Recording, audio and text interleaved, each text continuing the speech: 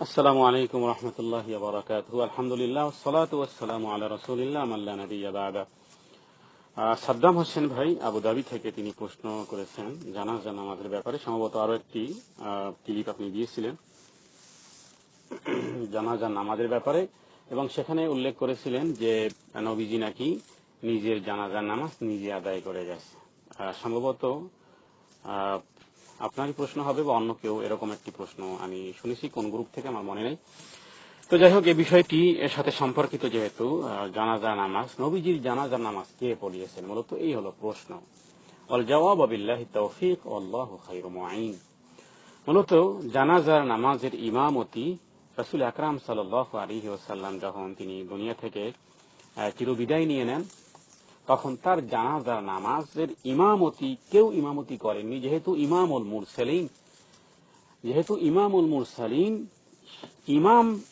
মুরসালিন নবীদের ইমাম, উম্মতের ইমাম, তিনি দুনিয়া থেকে চিরবিদায় গ্রহণ করেছেন। তার নামাজের ইমামতি এভাবে করা হয়নি।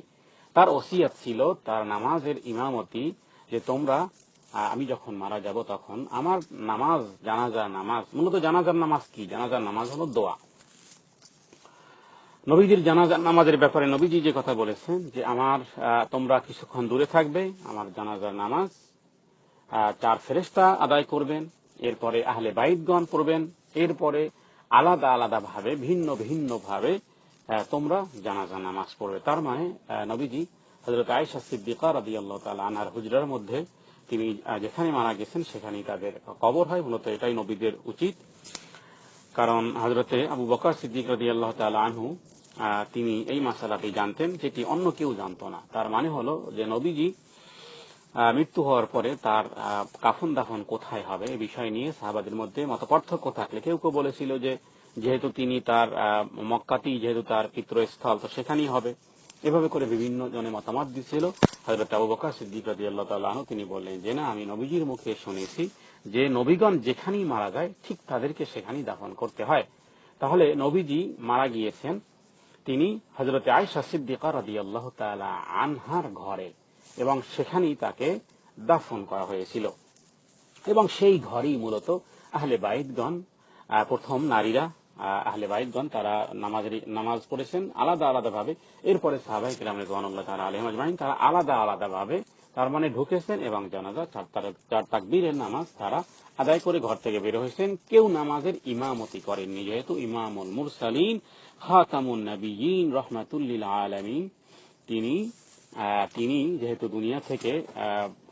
দুনিয়া ত্যাগ করেছেন, তো তার নামাজের ইমাম কেউ হননি। তার মানে নবীজির জানাজা নামাজ সাহাবায়ে কেরাম রিদওয়ানুল্লাহ তাআলা আলাইহিম আজমাইন আলাদা আলাদা ভাবে এককভাবে পড়েছেন, ইমামতের সাথে, জামাতের সাথে কেউ আদায় করেননি। হযরত আবু বকর সিদ্দিক রাদিয়াল্লাহু তাআলা আনহু তিনি মসজিদে নববীর ইমামতি করেছেন, কিন্তু নবীজির জানাজার ইমামতি করেননি। আলাদা আলাদা ভাবে তারা জানাজা নামাজ আদায় করেছেন। আর আপনি যে কথা, আরেকটি কথা যে এটা আগে বলেছিলাম যে নবীজি তার নিজের নামাজ নিজেই পড়ে গেছেন, তো এই কথাটা গ্রহণযোগ্য নয়। কারণ জানাজার নামাজ তো তখন যখন কাফন দাফন মানুষ দুনিয়া থেকে ত্যাগ করার পরে, মৃত্যু হওয়ার পরই তাকে জানাজার নামাজ পড়তে হয়। তাহলে নবীজি নিজের জানাজার নামাজ নিজে কেন পড়তে যাবেন আর কিভাবেই বা পড়বেন? আর মূলত এটি একটি দোয়া। সেই দোয়া, সবচেয়ে বড় কথা হলো এটি একটি সুন্নত, এবং যারা সিরাতুন নবী সিরিজ শুনেছেন তারা জেনেছেন হযরত আদম আলাইহিস সালাতু ওয়াস সালাম যখন প্রথম মারা যান, তখন ফেরেশতারাই বনি আদমকে, আদম আলাইহিস সালামের সন্তানদেরকে তারা এভাবে করে, কারণ এর আগে মানুষের কাছে চিত্র ছিল না কিভাবে মানুষ মারা গেলে কিভাবে কি করতে হবে, তখন ফেরেশতারাই মূলত শিক্ষা দিয়েছিলেন। সিরাতুন নবীর মধ্যে সিরাত ইবনে হিশাম সহ অন্যান্য আরো গ্রন্থ দেখা যেতে পারে।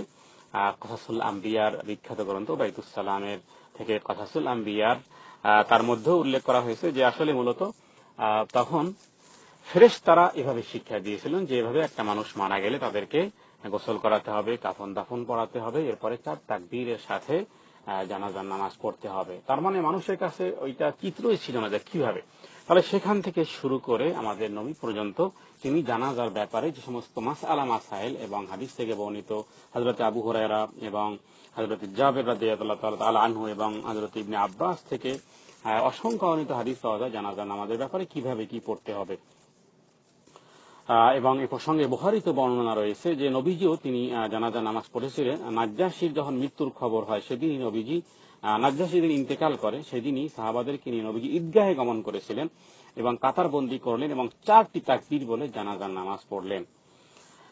তাহলে নবীজি একটি চিত্র কিন্তু সাহাবাদেরকে সাথে নিয়ে নামাজ আদায় করেছেন জানাজার নামাজ নাজ্জাশী মৃত্যুর খবর শুনে।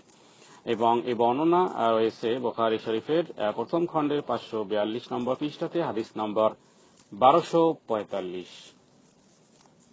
লোকজনের সংখ্যা দেখে কম বেশি কাতার বানাতে হবে। জানাজার নামাজের জন্য কাতারের সংখ্যা এভাবে করে, মূলত যদিও হাদিস দ্বারা প্রমাণিত নয়, যত মানুষ হবে তারা এভাবে করে কাতারবন্দী হয়ে দাঁড়াবে, যেটা আমরা এই বুখারী হাদিস দ্বারা আমরা জানলাম।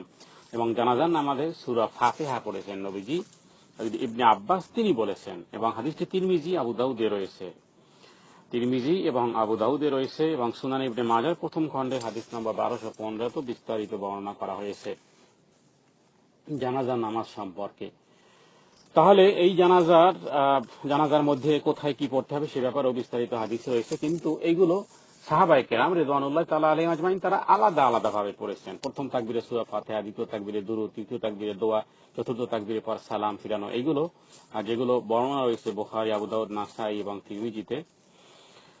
তাহলে এই অনুযায়ী সাহাবায়ে কেরাম তারা জানাজার নামাজ আদায় করেছেন, কিন্তু ওই নামাজের ইমামতি একজনের নেতৃত্বে সবাই নামাজ যেভাবে করে আমরা পড়ি এইভাবে এই নেতৃত্বওয়ালা ইমামতির কেউ ইমামতি করেনি।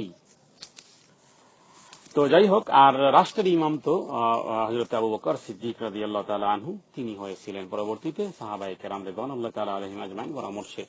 যাই হোক, প্রশ্নে যা জানা হয়েছে, যে বিষয়টি জানতে চাওয়া তা হলো যে সেই নামাজের ইমামতি কেউ করেনি, আলাদা আলাদা ভাবে সবাই নবীজির জানাজার নামাজ আদায় করেছেন, নারী এবং পুরুষ সবাই। আর জানাজার নামাজে হযরত আয়েশা সিদ্দিকা রাদিয়াল্লাহু তাআলা আনহা অন্যান্য উম্মুল মুমিনিনগণ তারা আগে নামাজ আদায় করেছেন, এরপরে সাহাবায়ে কেরাম রিদওয়ানুল্লাহ তাআলা আলাইহিম আজমাইন তারা হযরত আয়েশার হুজরাতে ঢুকেছেন এবং নামাজ পড়ে তারা বের হয়ে এসেছেন। এভাবেই করি নবীজির জানাজার নামাজ সম্পন্ন হয়েছে।